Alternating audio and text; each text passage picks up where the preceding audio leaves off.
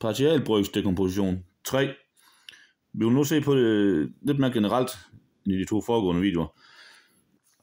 Udgangspunktet er, at vi har en funktion, stor F og S, som er en rationel funktion, det vil sige, det er en bryg mellem to polynomier, som er uforkorteligt, det vil sige, der er ikke fælles rødder i tællerpolynomiet T og S og nævnerpolynomiet N og S. Hvis der var det, så ville vi forkorte den først, inden vi gik videre. Så en uforkortelig bryg mellem to polynomier, hvor så graden af tællerpolynomiet er mindre end graden af nævnerpolynomiet. Det er den type funktioner, man får brug for at lave partialbrygs dekomponering af. Og vi vil så se på tilfælde, hvor der er reelle rødder i nævnerpolynomiet. Og der er så to muligheder. Den første mulighed er, at alle rødderne er forskellige. Det vil sige, tællerpolynomiet er sådan set ligegyldigt, så længe at graden er mindre end nævnerpolynomiet. Så hvis alle rødderne i nævnerpolynomiet er forskellige, så kan vi skrive dem som S minus den ene rod, som man så også i det tilfælde kalder for en pol. Derfor hedder det så P1 og P2 og P3. Så S minus den ene rod gange S minus den anden rod osv. Det er opflytningen i, eller faktorisering, hvis alle rødderne er forskellige. Og i det tilfælde leder vi så efter en partialbrygs dekomposition på formen, der ser sådan her ud, hvor svaren til hver enkelte forskellige rod får vi en bryg, en simpel bryg. Det kan vi godt klare med de metoder, vi har set før. Men nu vil vi lige prøve at bruge den færdige form, som ser sådan her ud. Som så siger, at her har vi så de konstanter, vi skal finde, K1, K2, K3 osv. Hvis vi vil finde den j'de af dem, det foregår ved at gøre det her. Og det kan man så gøre for hver af dem. Og hvad det betyder, det er så det, vi skal prøve at se på længere ned. Og det andet tilfælde er så, at der er multiple rødder i nævnerpolynomiet. Hvis der kun var én rod, fordi jeg prøver for den der P1, hvis der kun var én rod, så kunne vi godt klare at finde eksempelvis en inverse Laplace-transform, uden at have behov for en partialbrygsdekomposition. Så vi vil se på tilfælde, hvor der udover multiple rødder er mindst en anden rod også. Hvis så virker metoden fra før nemlig ikke. Jo, så bliver det i hvert fald besværligt. Så i det her tilfælde skal vi så have et led i partialbrygsdekompositionen svarende til den enkelte rod her. Og så skal vi have led svarende til, hvis det er det her, så er det så i første, i anden og i tredje, indtil vi kommer op til R. Så er R27, så kommer der 27 led her. Det er der også en færdig form for, som så ser lidt vildere ud.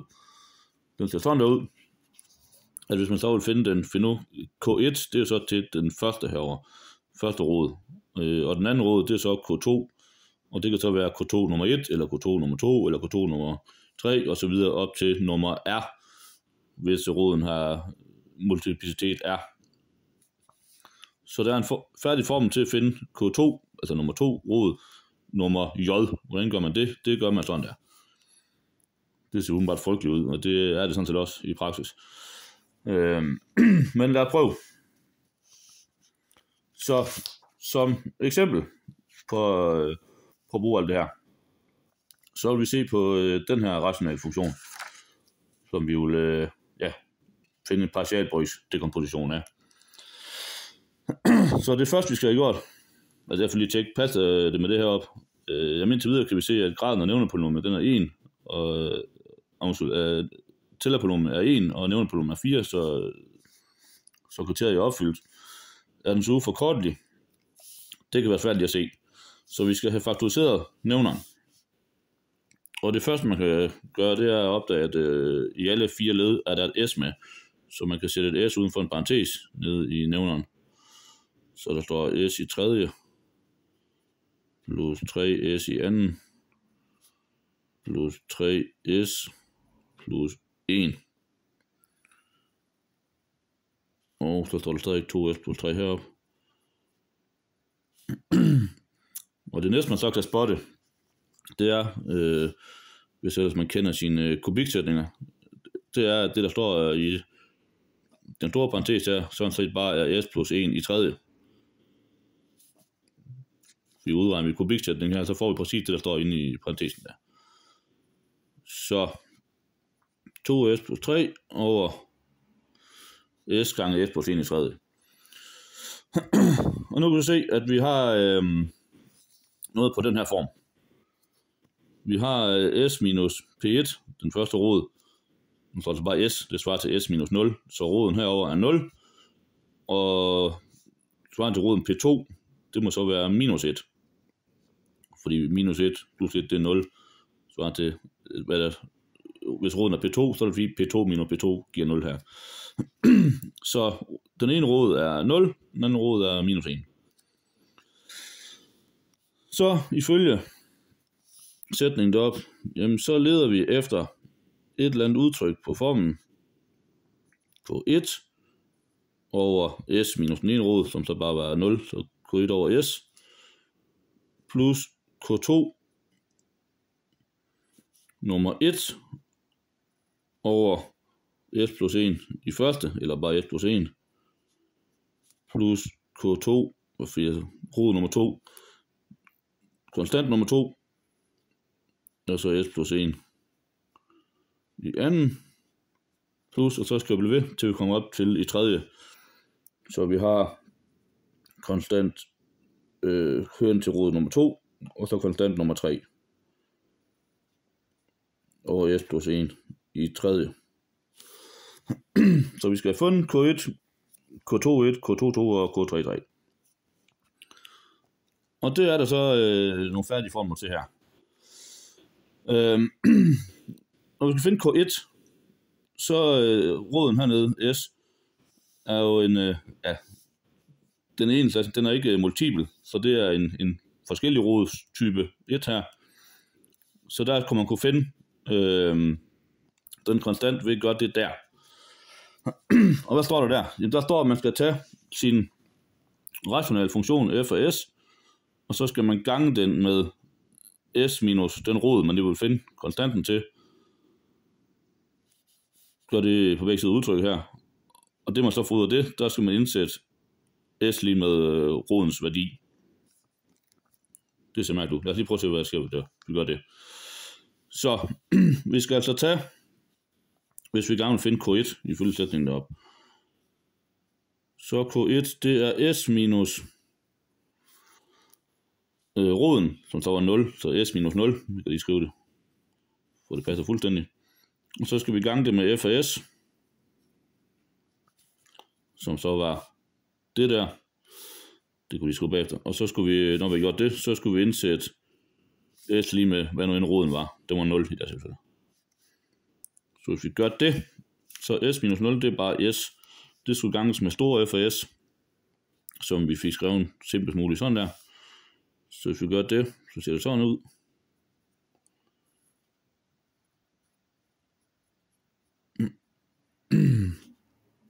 Og når vi så gør det, så er der både gange med s, og så skal vi lige tilføje, at s skulle være 0. Og når vi så gør det, så er der både gange med s, divideret med s. Du siger, s kan forkortes væk, så der kun er 2s plus 3 over s plus 1 i tredje tilbage, og så skulle vi indsætte s lige med 0. Så når vi indsætter s lige med 0, så står der 2 gange 0 plus 3 over 0 plus 1 i tredje. Så 2 gange 0, det er 0 plus 3, det er 3. Og hernede, det giver 1 i tredje, det giver stadig 1.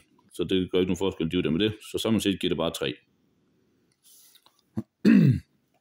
Så det smarte her, at man ganger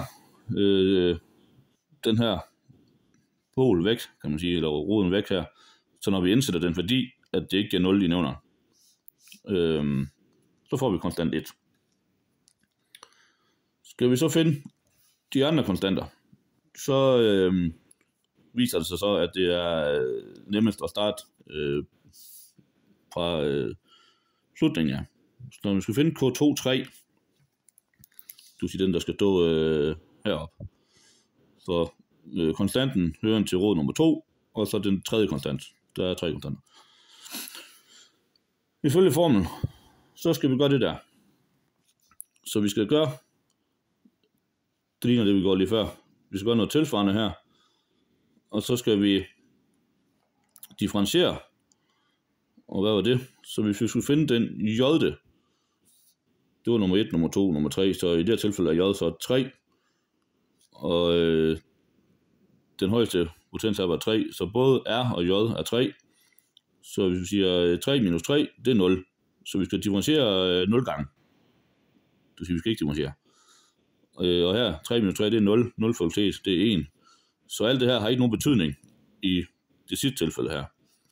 Så det vi så bare skal gøre her, det er, at vi skal gange, ligesom her, med s minus roden. Nu er det så bare den multiple rod, som står minus 1. Så vi skal tage s plus 1 i tredje og gange med f af s. Og så skal vi indsætte s lige minus 1. Så gør vi det. Så hedder den s plus 1 i tredje gange f af s, som vi havde heroppe fra. Så det var 2s plus 3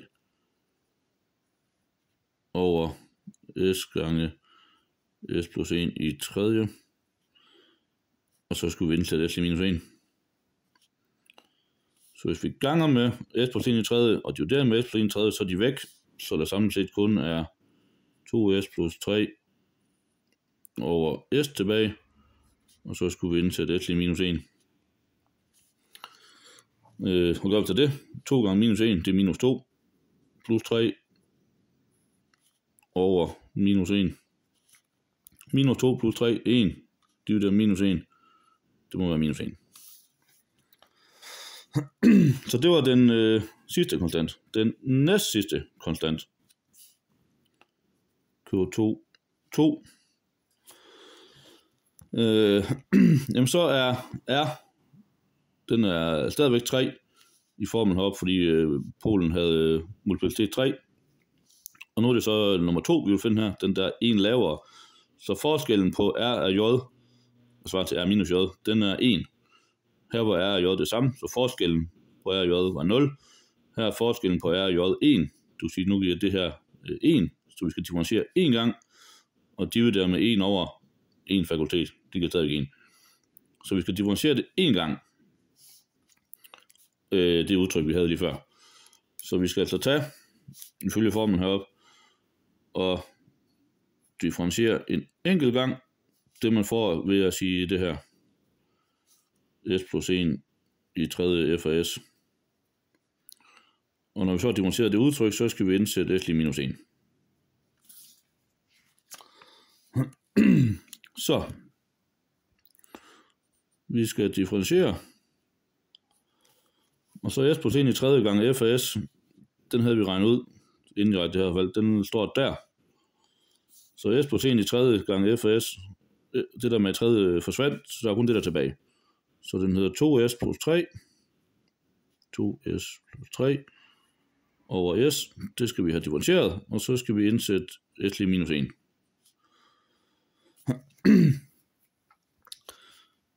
Det er en brøk, der skal differentieres. Det kan vi lige gøre lidt nemmere. Ved lige at splitte brøken op i 2 først. Så 2s over s, det er bare 2. Plus 3 over s.